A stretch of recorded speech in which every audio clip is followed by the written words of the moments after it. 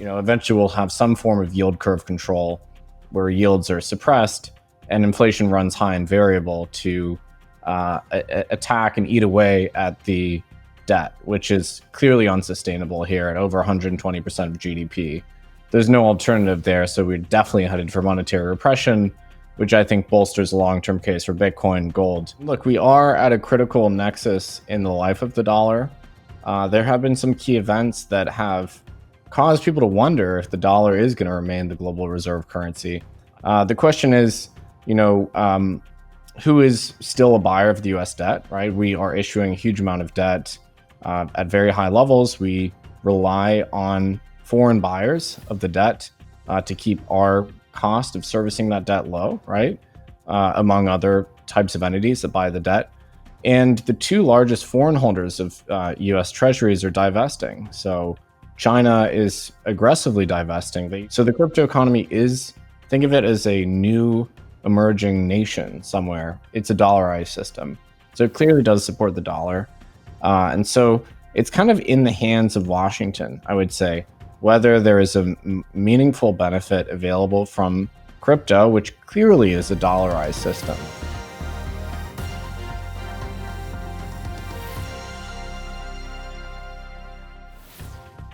Hello, I'm Michelle Makori. Thank you for joining us. With the US debt at over $34.6 trillion and climbing, and hot inflation now derailing rate cut expectations, just servicing that debt is already becoming unsustainable. In fact, Bloomberg Economics recently ran 1 million simulations, and the results showed the debt to GDP ratio is on an unsustainable path 88% of the time. Now, this, along with a growing trend of de-dollarization, has been fueling concerns that the dollar's days as the global reserve currency are numbered. But my next guest says that there is a way that crypto can help extend the dollar's lifespan and expand the demand for US Treasuries. Nic Carter is a founding partner at Castle Island Ventures, which is a venture capital firm focused exclusively on public blockchains and investing in crypto financial infrastructure. Nic is also the co-founder of blockchain data aggregator Coinmetrics and co-hosts the On the Brink podcast. And you can also find Nic's many thought-provoking commentaries on Medium and CoinDesk. Nic, very good to have you with us. Thanks for joining us here on Kitco. Thanks for having me, Michelle. We're glad to be here. All right, Nic, we also want to get your thoughts on the macro economy. Of course, want to get your perspective on Bitcoin as the halving approaches. And you also have some interesting insights on gold, which continues to hit new all-time highs. So we're going to get into all of that, as well as your thesis regarding stablecoins in the US dollar. But before we do, I do want to start off with getting your quick reaction to the recent CPI data that we received, because inflation is heating up. In fact, consumer prices rose 3.5% in March, and so-called core prices, which exclude volatility of food and energy categories, also rose more than expected on a monthly and annual basis. And this is derailing expectations for a Fed cut, certainly for June, maybe even for September. So what's your read on this? Yeah, it's a very challenging time for the Fed. I think the consensus was that they had gotten inflation under control, and it appears that that's not the case. I mean, if you look at the kind of fundamental variables here, there's mega trends that are driving inflation. Government spending is extremely elevated. That's has an effect. We're seeing deglobalization, of course, with the world is now at war. That is also having an effect. I think that's an inflationary trend. The transition towards renewables is also fundamentally inflationary. So my mental model for this is similar to the 1970s when inflation was high and variable, and you had a kind of a 2 to 3 year peak to trough period. I think we've seen inflation trough here, and it appears that it's on the uptrend now.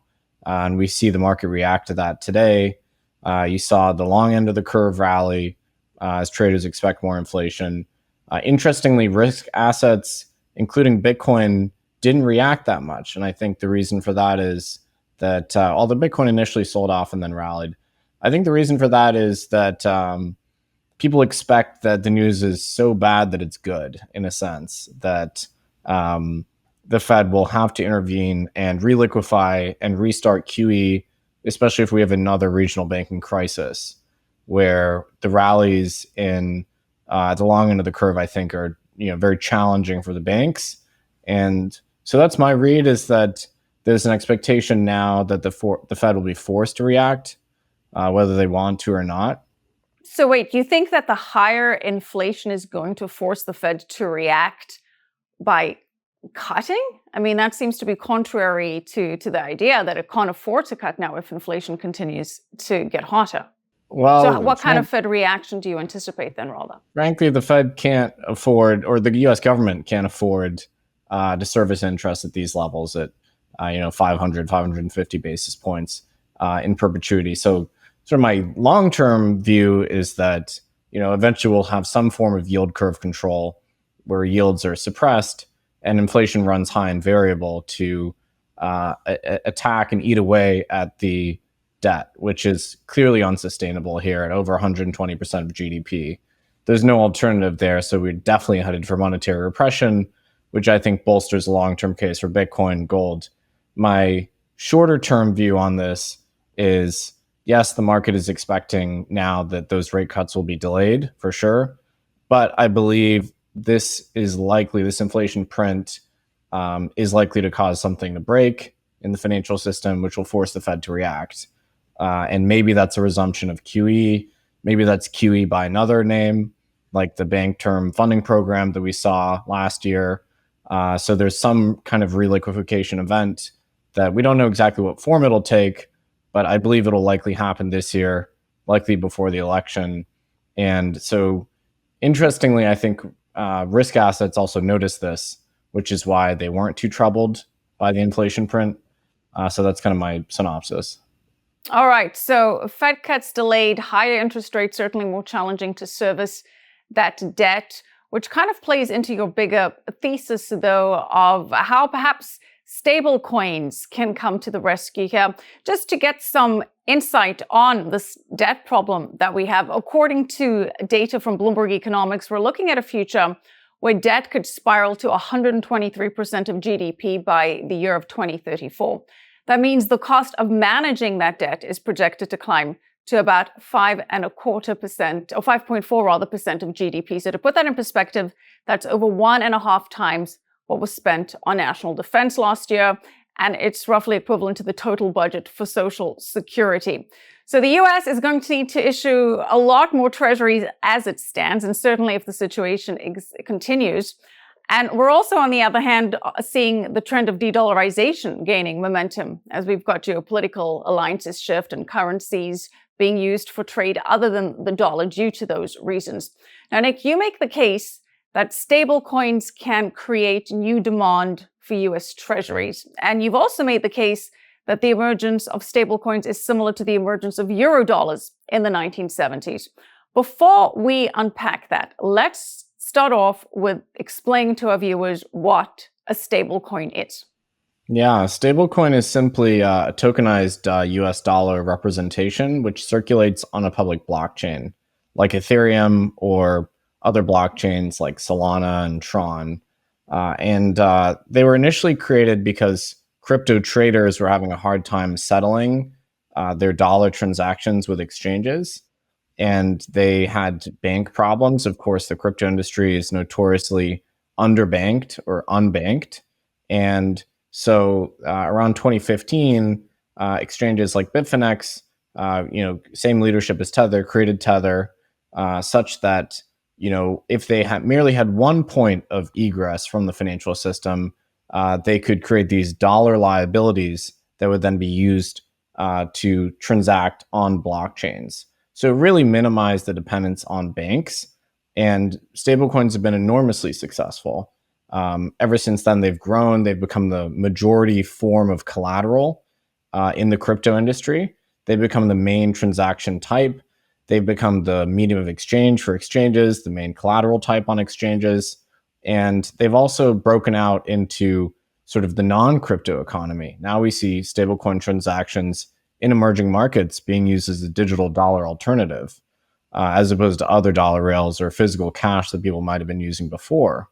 And today, the supply of stablecoins stands at 157 billion.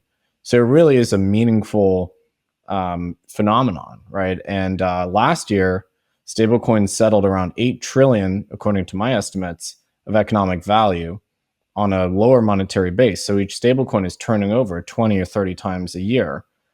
This year, I would forecast that stablecoin transactions would be over 10 trillion in settlement value, which is the same scale as Visa. The entire Visa payment network is around 10 trillion a year.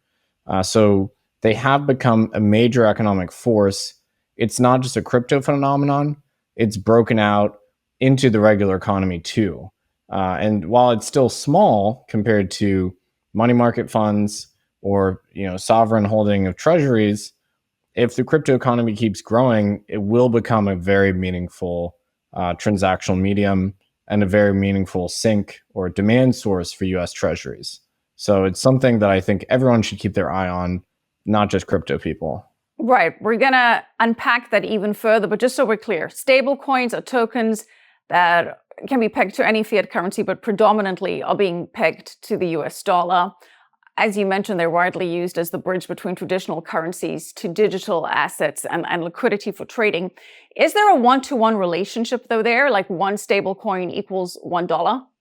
In theory, yes. So most stable coins, the vast majority, operate on this redemption model, whereby if you have cash, you can use that dollars or other fiat. You can use that to create a stable coin on a one-to-one basis.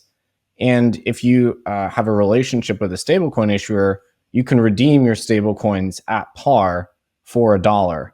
Of course, there have been issues with stablecoins for sure, especially as the issuers have had bank problems. As we saw last year, USDC, the second largest stablecoin issuer, they had $3 billion at Silicon Valley Bank. And there was a weekend in early March 23 when traders thought that they wouldn't be able to get those dollars out. And so USDC traded at a steep discount all the way down to 82 cents on the dollar. So these systems are by no means perfect, and the issuers are exposed to bank problems.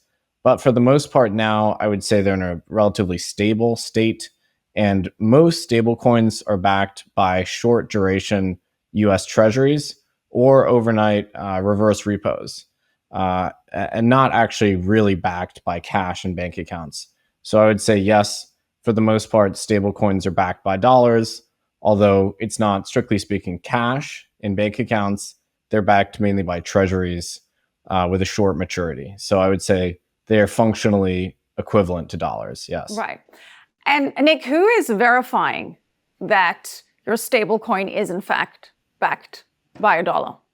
Yeah, it depends on the jurisdiction of the stablecoin issuer, the regulatory approach. Most major stablecoin issuers do publish attestations on a monthly or quarterly basis. Circle USDC, they publish even the QSIPs of the treasuries that they're using to back the stablecoins. Other issuers are maybe a little bit less transparent. Tether gets criticized a lot for their transparency, but they do publish attestations, I think, on a quarterly basis. They do have an auditor, but their financials are not audited per se. They're issued more as an attestation. And then other stablecoin issuers are issued under trust licenses, for instance. So Paxos is stablecoins, and PayPal, PYUSD, they're issued under a New York trust license, which is a pretty strong regulatory model. And so I would say users can have very strong confidence that that's secure and the funds are bankruptcy remote and things like that. But it really does depend on the issuer, the jurisdiction, the regulatory model that they're using. All right. So now explain your thesis how stable coins can, in fact, extend the lifespan of the dollar. How do stable coins create new demand for US Treasuries and potentially delay de-dollarization? Yeah, sure. So, I mean, look, we are at a critical nexus in the life of the dollar. There have been some key events that have caused people to wonder if the dollar is going to remain the global reserve currency. I think these things take decades and decades to change. I don't think any change is imminent right now, frankly, whether or not stablecoins exist. One thing that gave people pause was, of course, the US seizing Russia's reserves when they invaded Ukraine in 2022. That was something that caused a lot of sovereigns to worry about the integrity of their dollar reserves, right? If they offended the US. So, I mean, of course, the morality of that situation is an entirely different question, but certainly it caused people to worry, okay, if my foreign exchange reserves are held in dollars, is the US going to seize them? The other thing is we are seeing deglobalization. We're seeing the commodity market, especially in connection with this new axis of kind of Russia, India, and China. We're seeing commodity flows being invoiced, and we're seeing those trades being settled in other currencies. I think oil was 20% settled in non-dollar currencies last year, so it's actually quite meaningful. The question is, who is still a buyer of the U.S. debt? Right, we are issuing a huge amount of debt at very high levels. We rely on foreign buyers of the debt to keep our cost of servicing that debt low, right? Among other types of entities that buy the debt. And the two largest foreign holders of US Treasuries are divesting. So China is aggressively divesting. They used to be over $1 trillion in holdings. I think it's down to the $600 billion range. Japan is also divesting, I think, to defend their currency. And so, you have seen a reduction in the supply of treasuries held by foreign holders. Obviously, if inflation runs very high and yields are capped, then US debt is less attractive to hold. But stablecoins represent a net new buyer of debt. As I mentioned, almost every stablecoin operates on this model whereby they hold treasuries in reserve to back the dollar liabilities. And so we have seen in just the last 3-4 years, stablecoins go from almost zero to over 150 billion. That's still small in the grand scheme. We're talking about trillions and trillions of debt, but that's a meaningful buyer. And I could see stablecoins hit 200 billion this year easily. And if crypto balance sheets continue to expand and the crypto industry keeps doing well, that could swell to 500 billion, at which point stablecoins are a very meaningful holder of US debt. The other thing is that we are seeing this kind of crypto dollarization phenomenon occur, especially in emerging markets. And we see this on the ground with our startups in places like Argentina, certainly in Venezuela, places like Nigeria, places like Turkey. Those are kind of the hotspots of this. You see individuals, regular folks, using dollar stablecoins to settle conventional economic transactions, whether it's escaping their local inflationary currency, whether it's settling remittances, whether it's getting access to the dollar-based financial system. All of these use cases, you see regular folks using stable coins. And in some of those markets, you do have access to dollars through the banking system, but the banking system is just not credible, right? If you look at the Argentine banking system, people don't trust the banks there based on very real historical events that have occurred. And so we are seeing on the ground this phenomenon of crypto dollarization occurring, whereby just through having a blockchain wallet on your phone, you now have access to digital dollars, and pretty credible digital dollars too. I would say arguably more credible than a dollar liability in a local bank. And so that is also creating this sort of dollar economy, digital dollar economy, particularly in emerging markets. And we see this accelerating. If you look at the supply of stablecoins, 99% of all stablecoins reference the dollar. So for now, with the configuration of the stablecoin market as it is, stablecoins are largely supportive of the dollar. They're extending the dollar's reach globally, and they're buying pressure for treasuries at a time when the US government desperately needs to convince people to buy its debt. So overall, my conclusion from all that is that far from replacing the dollar, the crypto economy is actually highly supportive of the dollar system. Yeah, and some other stats that back up exactly what you're saying are the supply of leading stable coins, USDT and USDC, grew by $10 billion in the past 30 days. That is twice the inflows to Bitcoin ETFs during the same time. That's according to 10x research. And as you say, they're predominantly pegged to the US dollar. So the demand for them you mentioned, is that mostly coming from emerging markets? Where is the primary demand for stablecoins right now coming from? Yeah, there's a few different sources of demand. So the first and most important factor is actually relative yields. So the crypto economy, there's not a single yield in crypto, but there are many different yield opportunities available.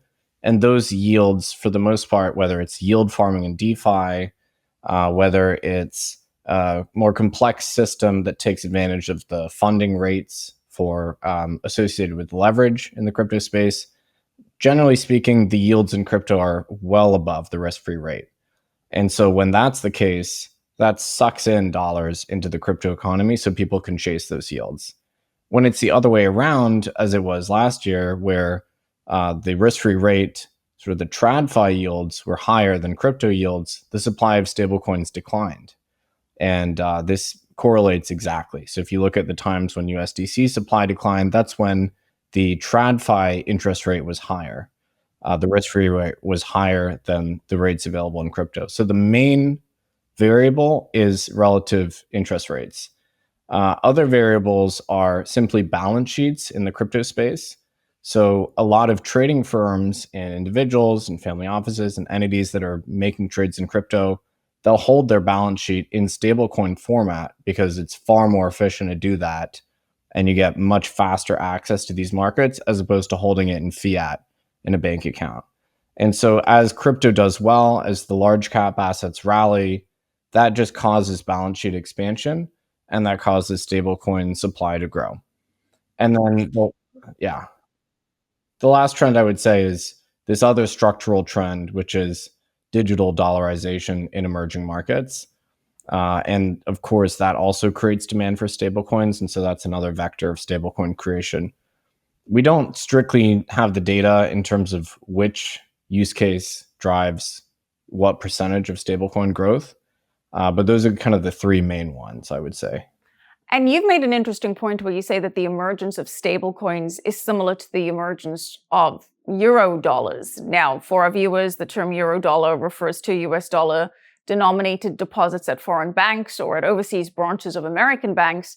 And because they're held outside of the US, Eurodollars are not subject to regulation by the Fed, including reserve requirements, and they're not subject to US banking regulations. And they were originally held mostly in Europe, hence the name Eurodollar, but now they're widely held in other places as well. So explain why you're seeing stable coins as a similar phenomenon to Eurodollars right now. Yeah, there's really two key similarities. The first one is most stablecoins are literally Eurodollars. So they are tokenized Eurodollars. So the majority of stablecoins are issued offshore. They're issued by foreign entities in foreign jurisdictions.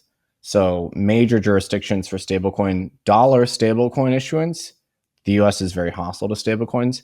Major jurisdictions include Singapore, Hong Kong, even Europe, believe it or not, places like Bermuda, certain islands in the Caribbean. So the first point to make is that stablecoins, for the most part, are literally tokenized Eurodollars. The second point of comparison to make is people create stablecoins for much the same reason that the Eurodollar market got popular back in the day, which was people wanted to transact with less regulatory oversight because they felt that the US regulated financial system was too onerous. That was certainly the case for Eurodollars, very much the case for crypto, of course. US bank regulators have been extremely hostile to crypto, and people have been looking for ways to transact outside of that system, especially if crypto firms have been walled out of the financial system here in the US. Another reason why Eurodollars got popular was there was a regulation here in the 70s that actually capped interest rates that banks could pay to depositors. And so people went overseas, put their dollar deposits in foreign banks, which were offering higher, more market-derived rates of interest. Same thing in crypto. People are chasing stablecoins or creating stablecoins because crypto offers structurally higher interest rates at certain times, including right now. And the other point of comparison I would make is I think stablecoins are going to undergo the same transition that Eurodollars went through in the 70s. So initially, regulators were fearful of Eurodollars. They didn't understand them. They didn't like that a lot of the dollars that were being used to facilitate trade were being issued out of foreign jurisdictions where they had less understanding, less control, less data over them. However, over time, Eurodollars became so critically important to the functioning of the global economy, and they became, throughout the 70s, the main way that people could transact for commodities, for instance. Eurodollars became essential for the oil market in the 70s, especially after the oil shock. And so the Fed had to create swap lines with foreign central banks such that those foreign banks could create liquidity facilities for their own banks that were issuing dollar liabilities. They needed to find a way to match the assets and the liabilities of the foreign banks issuing Eurodollars.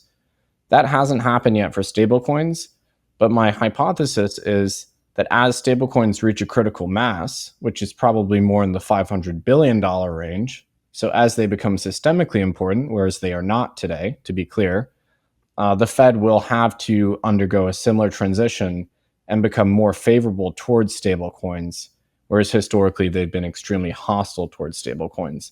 And there's signs that the Fed is beginning to realize this as well. Actually, in February, Chris Waller, Fed governor, made a speech and acknowledged that stablecoins are good for the dollar. They're globalizing the dollar. And so that's a more favorable tone than we've seen the Fed take historically. So, that hasn't happened yet, but I would expect that stablecoins might undergo a similar transition that Eurodollars went through in the 70s. So, Nic, before we get into the Fed and its acceptance or reluctance with stablecoins and the role that that plays, I want to clarify a little bit more on the Eurodollars and the analogy that you had there between stablecoins, because with the Eurodollar, if you deposited that into a bank, that bank had to pay you back out in US dollars. That was the deal there. So how does this play out with stablecoins? Say if I'm in Argentina and I sell some Bitcoin to pay for some bills, and then I get that into a US stablecoin, how do I then redeem that US stablecoin in terms of actual dollars, either in a digital form or a physical form? How does that play out? Yeah, I mean, most likely you wouldn't be able to redeem, as a retail user, you wouldn't be able to redeem your stable coins directly with the issuer. It's kind of like there's a system of authorized participants, almost similar to the way ETFs operate, for instance. And so, generally speaking, the entities that have relationships with the issuers are actually market making firms, larger firms that are able to do large creations and redemptions. And it's them that are arbitraging the peg and keeping it in line. But what you would be able to do is sell it on the open market. So if you had a stable coin, you wanted to go into crypto, for instance, you'd be able to use a decentralized exchange to make that transaction or a conventional exchange. Most likely what you would do in Argentina, for instance, would be to use a centralized exchange, sell your stablecoin for pesos, and then process a withdrawal. However, if it was a black market or a gray market, generally there are kind of money changers, and it's totally ubiquitous for money changers to use stable coins. There's over-the-counter desks, there's Telegram and WhatsApp groups. So it's kind of like the same flow that you would use for making conventional fiat cash transaction if you wanted to do an FX transaction. So most likely, if you wanted to go from stable coins into your local currency, you would use an entity like that, a money changer, or some kind of foreign exchange intermediary. What can I use stable coins to buy directly? Why can't you? Or No, what I'm can saying you? what can I purchase directly with a USDT or any kind of dollar-backed stablecoin Yeah, online? it depends on the market. Of course, there's a lot of merchants globally on the internet that accept stablecoins and all forms of crypto assets. It really depends on how high the penetration is. I would say, for the most part, we're seeing stablecoins being used for sort of larger cross-border flows. So, a good example would be sort of the import-export market on a cross-border basis between countries where maybe the financial systems aren't very tightly wound together. So, firms importing goods from China to Nigeria. Anecdotally, we're seeing a lot of those flows being invoiced in stablecoins. We see remittance flows being Hmm. between sort of the U.S. and Mexico being settled in stablecoins. So a lot of it is sort of larger cross-border flows where the financial systems, the correspondent banking system, is not very efficient or it's very expensive. I would say it's less common to see stablecoins being used for brick and mortar transactions, things like that. Blockchains still aren't the best tool for that, but certainly adoption continues to grow. My estimate would be around 300 million people worldwide have used its stablecoin at some point. And in these regional hotspots where we see crypto dollarization occurring, I would envision full integration into the local economy of stablecoins in time. So you do see a retail use for stablecoins directly. Like right now, can I use stablecoins to make any sort of retail purchase? And I certain retail platforms accept payment in various cryptocurrencies, and then you get delivered, a physical good, whatever it may be. Can I currently use stablecoins for that? And if not, Honestly, it depends on the merchant. It depends on the merchant. We are seeing larger payment processors like checkout.com, Visa, for instance, are embracing stablecoins. I wouldn't say they're prioritizing brick and mortar for sure. I mean, physical cash or cards are better for that. And so I would say stablecoins would be more analogous to sort of ACH or wire transfers, and Mhm. you wouldn't use those for conventional ordinary purchases. But yes, I would expect that in time, as wallets become more ubiquitous and as we have faster and more efficient blockchains, which is definitely happening, that you will eventually see stablecoins cross the threshold and become useful even for brick and mortar retail purchases. Right. Okay. Now, you did start to touch on the idea of the Fed taking notice of the potential benefits that stablecoins could offer the US dollar. You mentioned that we heard from Fed Reserve Governor Christopher Waller giving a speech acknowledging that stablecoins could boost the dollar as a global reserve currency. So, where do things stand there? Has the Fed, do you think, coming around to this idea? Has there been progress on that front? Do you think that there will be some kind of a future embracing of this and facilitating the stablecoin market via the Fed?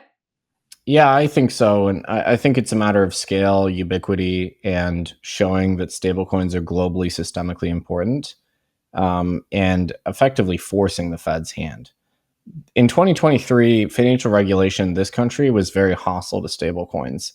The Fed in January came out together with other major financial regulators and cautioned banks against touching the crypto industry in any way.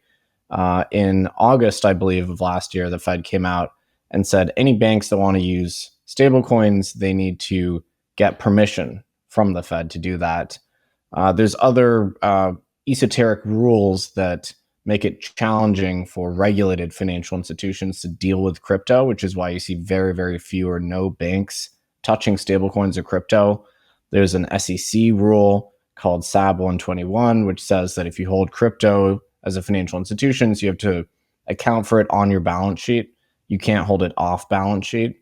So that's keeping a lot of custodians away from the industry because that makes it extremely costly to deal with crypto assets. Until those things are resolved, I don't think you'll see much progress. But what I would like to see would be, for instance, the stablecoin bill that's floating around Congress. The sponsors of that bill are confident that it'll be passed this year. I think that's unlikely before the election. I would love to see a stablecoin bill passed, which would formalize the role of stablecoins and, frankly, make the whole system more secure for everybody. It would give the users of stablecoins more confidence that the assets are really there. So a firm regulatory regime would be one step, and then allowing banks to issue and deal with stablecoins, deal with stablecoin issuers themselves. That would be another very important and vital step. And the last one would be a full integration of the Federal Reserve System with stablecoin issuers, allowing stablecoin issuers to have direct access to the Federal Reserve, which they currently don't, which would make the system far more liquid, more secure, and it would turn stablecoins into effectively ersatz central bank digital currency, not in the pejorative or scary sense, but in terms of being a public-private partnership between the Federal Reserve and stablecoin issuers, which might actually achieve the Fed's goal of creating a CBDC. in a more privacy preserving way. So that would be sort of the ultimate destination that I would envision. Right. And that is definitely a point that I wanted to focus on is how do you see stablecoins coexisting with a CBDC? So you're saying that they could sort of facilitate that agenda for the Fed whilst maintaining privacy and eliminating some of the major objections towards a CBDC. Unpack that a little bit more for us. Yeah, I mean, so I don't think it's likely in this country that we see a true retail CBDC. I don't think the Fed is a retail facing institution. I don't think they have the desire or the skills, frankly, to disintermediate the banking system and create their own digital version of the dollar. There's also a lot of political opposition to that. However, if the Fed integrates more tightly with stablecoin issuers, you could see the issuers doing all of the work and saving the Fed the trouble. And the ultimate consequence of that would be you would have digital versions of the dollar that are issued by these third-party issuers like Circle, et cetera. But the model of stablecoins is more privacy preserving because they're not fully tracked. You don't have to, if you're using a stablecoin, you don't have to tell anyone that you're making a transaction. Of course, the creation and the redemption events, those are, there is KYC and AML in the process of doing that. Just like when you, go to the bank and you ask to withdraw cash from your bank account, there's a record of that. And if you make a large cash deposit, there's a record of that. But then when you use the cash, you don't have to tell anyone about that. When you tip your valet, you go to a restaurant, you make a cash transaction, nobody has to know about that. So stablecoins operate just the same way. If you are creating or redeeming a large, number of stablecoins with the issuer, yes, they'll know about that. And maybe they have to file suspicious activity reports or cash transaction reports. Mm-hmm. But when you're making a transaction on the blockchain on a peer-to-peer basis, there's not any very evident record of that. Of course, the blockchain is legible to a certain degree. And so this would more closely mirror the way cash works. It's just a 21st century version of cash. And so I don't think the current Fed is willing to do that. I don't think the current Biden administration is favorable towards a less surveilled financial regime like that. But it's possible to me that a future administration, one that's more understanding of the privacy issues here, would actually be amenable to that. And I think that would be a great system, frankly. Yeah. Well, it is one issue where there seems to be a little bit of bipartisan cooperation on. We've got Senator Kristen Gillibrand, a Democrat from New York, saying she wants to introduce a stablecoin bill in the Senate. And she's been working on it with Senator Cynthia Lummis, Republican from Wyoming. So does that make you feel a little bit more optimistic that in this era of very divisive politics, this is one issue that there is some cooperation across the aisle? Yeah, and I don't think it should be a partisan issue, frankly. A mere bill that creates a regulatory framework for stablecoins that makes the system more regulated, more sound, lays out clear rules of the road for stablecoin issuers, and encourages stablecoin issuance in the U.S. As opposed to unaccountable stablecoin issuance abroad, right? That is something that every member of Congress should be in favor of. We should want the U.S. to be reaping the benefits of this new crypto economy, right? The U.S. should be the nexus. It is, but users, developers, entrepreneurs, financial institutions, they're going abroad right now. Stablecoin issuers are going abroad to other countries that they perceive to be more favorable. Right now, we're at this weird place where Europe is actually more progressive on regulation than the United States is, which is a very rare situation, I would say. And frankly, is embarrassing for the U.S. So yeah, I don't think the stablecoin bill itself should be particularly controversial. But even outside the U.S., they're still backing it by U.S. dollars and U.S. Treasuries, as you explained. What's sort of number two in line after the dollar from a fiat perspective or a government treasury perspective backing stablecoins? I mean, there really is no second best, frankly. So actually, gold stablecoins are the number two, not a fiat currency, but tokens that are pegged to gold would be the number two in terms of asset-backed tokens. And then I believe it's euros, followed by British pounds. But people So don't what really want foreign stablecoins as far as so we what can. does the gold-backed stablecoin version mean for demand for gold, do you think? We haven't seen as much uptake. I think there's Tether Gold and Paxos Gold and maybe a handful of others. I think that's because even though those are kind of decently run systems, and I believe backed truly by gold itself, gold buyers tend to be a little bit skeptical of the crypto economy. If you love gold, you probably aren't as interested in crypto, and vice versa. So we haven't seen as much traction for those as you kind of might have expected. Okay, I also want to draw the distinction between stablecoins being backed by the dollar and US Treasuries and tokenizing US Treasuries as a separate market, right? Because we're also seeing that phenomenon where it's not necessarily a stablecoin, but we're tokenizing US Treasuries or parts of US Treasuries, allowing ownership on a smaller level and allowing ownership to reach other people in other countries. So break that down for us, because that surely also plays a role in the potential delay of the dollar's demise and, Yeah, and expanding the market for US Treasuries. yeah, it's very interesting. So BlackRock has just jumped into the fray here, and that's very exciting for everyone in the crypto industry, frankly. Larry Fink has been on the record saying he supports tokenization of other financial assets, not just dollars. And BlackRock now has a tokenized treasury product, which is live. In fact, some of our startups are using it. Franklin Templeton, for over a year, has had a tokenized treasury product. And yes, those are different from stablecoins because they're not trying to track a dollar. Those products appreciate, I believe, in line with the yields available for treasuries. And I do think it's a very disruptive and potentially a very important phenomenon.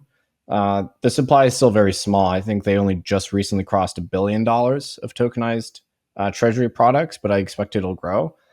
And it does globalize access to US based financial products, which people in other markets just simply don't have. If you wanted to buy a US Treasury and you lived abroad, it would honestly be pretty challenging unless you're in a very sophisticated financial regime, which enables the equivalent of ADRs, the transmissibility of financial instruments from the US. For the most part, people globally do not have access to this. And so, just the same way that we are seeing on the ground demand, especially in emerging markets, for dollars, I think you'll see the same for treasuries. Everybody deserves to be able to have a free choice over how to denominate their savings. Treasuries are a pretty good instrument, at least right now, at the yields available. And tokenized treasuries make this available practically for anybody globally that just has a blockchain wallet, which genuinely is this powerful form of financial inclusion. So it's one of the things I'm super excited about as well. Right. And look, as we touched on at the top of this interview, with a debt of $34.6 trillion, the US is going to need to issue more treasuries and is needing more and more buyers. So it would make sense that, on a government level, there is an open attitude to both stablecoins and tokenized treasuries. So let's bring it back full circle to what it means in terms of the dollar lifespan, right? Because we've had guests on this show, Nic, that think that the dollar will be dethroned in the next decade or in their lifetimes, which I'm going to give them at least another 20 years to go or so. But that the dollar as king of global reserve currencies is very much on life support here. What impact do you think the stable coins combined with tokenized debt have on the dollar lifespan? Well, they certainly help to expand the reach of the dollar, and I think they extend its lifespan. Right now, I would say the impact is marginal, but as the crypto economy continues to grow, I think it could be very meaningful. The caveat is, of course, a lot of this depends on policy in the US. It depends on whether the US government wants to continue to try to marginalize the crypto economy and stablecoins specifically, and if they want to keep walling out banks from crypto firms and crypto assets. If they want to continue down that path, it will eliminate most of the benefit that's possibly attainable from the ubiquity of stablecoins. And so it's kind of in the hands of Washington, I would say, whether there is a meaningful benefit available from crypto, which clearly is a dollarized system. I mean, if you look at overall aggregate blockchain transactions, 70 to 80% of all transactions in terms of value settled, that occurs in dollars. So the crypto economy is, think of it as a new emerging nation somewhere. It's a dollarized system. So it clearly does support the dollar. But as I said, it's in the hands of Washington whether they want to regulate it and push it away, in which case it won't probably be that useful for the dollar, or if they want to fold it in, embrace it, create helpful regulation, and really reap the benefits of that system. So it is up to them. But it's still fiat at the end of the day, Nic. In terms of it's still fiat, it's still, only backed by the full faith of the US government. And that's a system that many people are calling into question at large. Hence, for many, you see the demand for Bitcoin and gold. So how does Bitcoin fit into this picture? Yeah, it's a great question. And honestly, I think the success of stablecoins calls into question one of the key pillars of the Bitcoin thesis, which is that Bitcoin would not only be a store of value, a way to independently store value outside of the banking system or the nation state, which, of course, it's volatile, but I would say that thesis has been validated.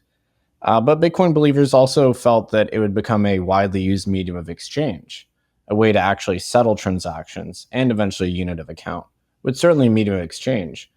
And stablecoins do call that into question, right? So mostly transactions in crypto are not taking place on Bitcoin. They're not being settled in Bitcoin terms, they're being settled in dollars. Bitcoin's been resilient despite that transition. So I think it's okay if Bitcoin sort of gives up this medium of exchange ambition. I think all major crypto assets are going to have to give up that ambition. The question is, can stablecoins be reinserted onto Bitcoin? That's where they began. Tether was first issued on the Bitcoin blockchain. Now it's mainly being transacted on Binance Chain, Ethereum, Solana, Tron. Those are the main other jurisdictions, blockchains. It's possible that we could bring it back to Bitcoin and it would create more fee revenue, more demand for the network, which would be good for Bitcoin overall. I'm hopeful that with new layer 2 networks, we are able to bring stablecoins back to Bitcoin.